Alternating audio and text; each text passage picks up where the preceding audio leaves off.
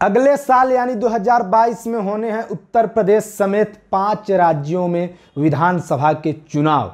उत्तर प्रदेश, पंजाब सहित 5 राज्यों के ये चुनाव तय करेंगे 2024 में केंद्र की सत्ता का सिंहासन कौन संभालेगा। ये 5 राज्यों के चुनाव बताएंगे कि क्या प्रधानमंत्री नरेंद्र मोदी की लोकप्रियता अभी भी पूर्ववत बरकरार है या उसमें गिरावट आई है, कुछ कमी आई है। कहने को तो ये विधानसभा के उपचुनाव हैं, लेकिन सच्चाई यही कि 2024 लोकसभा चुनाव का जो एक नज़रिया है, एक रूपरेखा है, वो यहीं से तय होगा। नमस्कार, मेरा नाम है शुभम शुक्ला।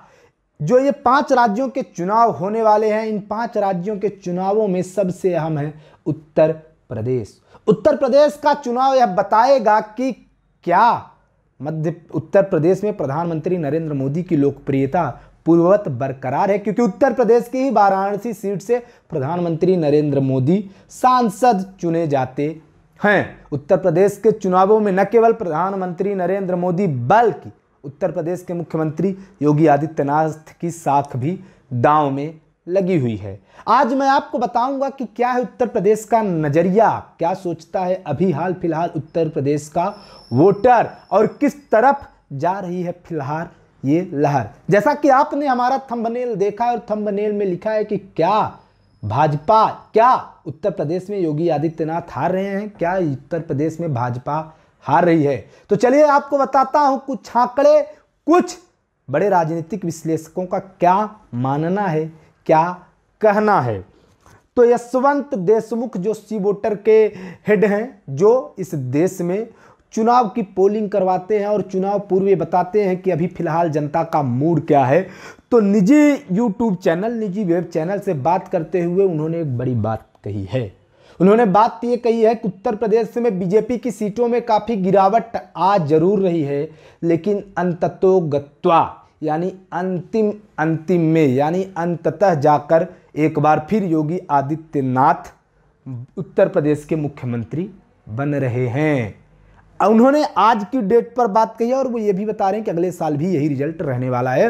क्यों बता रहे हैं मैं आपको बताता हूं। उन्होंने ये बताया है कि जो उनकी टीम ने सर्वे किया उसके अनुसार जो उनकी टीम ने पाया है कि अखिलेश यादव का जब आरएलडी के साथ गठबंधन की बात हुई तो उसके बाद अखिलेश यादव की लोकप्रियता तो बढ़ी है, क्योंकि आरएलडी वोटर भी अखिलेश यादव को एज ए सीएम पसंद करने लगा है और उनके वोट प्रतिशत में भी इजाफा देखने को मिला है। उन्होंने ये भी कहा कि उत्तर प्रदेश में अब सपा का जो वोट प्रतिशत है वो 20 से, जो पहले के अनुमानों के अनुसार 20% था, अब वो 20 से बढ़कर 30 से 32% हो गया है। उन्होंने ये भी बताया कि बीजेपी का वोट प्रतिशत घटकर 40 हो गया है। तो फिर सवाल ये कि जब उनका घट रहा है, इनका बढ़ रहा है, फिर मैं ये कैसे कह रहा हूं कि उत्तर प्रदेश में फिर एक बार योगी आदित्यनाथ आ रहे हैं अकॉर्डिंग टू यशवंत देशमुख। ऐसा मैं इसलिए कह रहा हूं क्योंकि यशवंत देशमुख ने आगे ये भी कहा कि 20 से 30-32% तक बढ़ने के बाद जो सपा का वोटर है, जो सपा का वोट बैंक है, वो थम गया है। यानी अब उसके बाद जितने भी वो सर्वे करा रहे हैं तो उनमें यही स्टेबिलिटी है।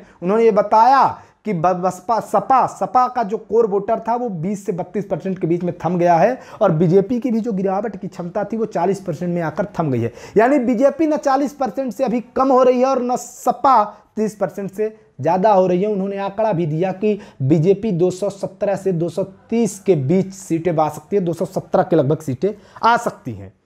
और बीजेपी की जो 2017 में था वो 313 सीटें थी, 313 के अकॉर्डिंग सीटें थी, तो 403 लोग विधानसभा सीटों में चुनाव होने हैं। तो जाहिर है बीजेपी की सीटें घटी। उन्होंने ये बताया कि ये घटती लोकप्रियता ही है कि सीटें जरूर घट रही हैं, लेकिन अंततोगत्वा योगी आदित्यनाथ सीएम बन जाएंगे। उन्होंने ये भी कहा कि किसानों की नाराजगी और जाट वोटरों का असर पश्चिमी यूपी में देखने को मिल रहा है। लेकिन एक बार फिर जो बात वही आती है ना कि परसेंटेज की और सत्ता की, तो उन्होंने बताया कि सत्ता की बागडोर एक बार फिर योगी आदित्यनाथ के हाथों में जाती दिख रही है। उन्होंने दिल्ली चुनावों का भी नतीजा बताया, दिल्ली चुनावों के भी अपने सर्वे का उदाहरण देते हुए ये कहा कि दिल्ली में भी ऐसा देखने को मिला था कि एक बीचन आम आदमी पार्टी का ग्राफ तेजी से नीचे गिरा था, लेकिन चुनाव के 6 महीने पूर्व तक वो उसी ग्राफ में स्टेबिलिटी थी। और इन्होंने दिल्ली चुनाव के पहले भी बता दिया था कि दिल्ली में आम आदमी पार्टी फिर से आ रही है।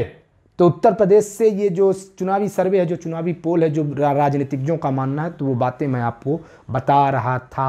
उत्तर प्रदेश सहित 5 राज्यों के चुनावों में हमारी और हमारी टीम की रहेगी पैनी नजर। आपको बताते रहेंगे वहां के पल पल की खबर।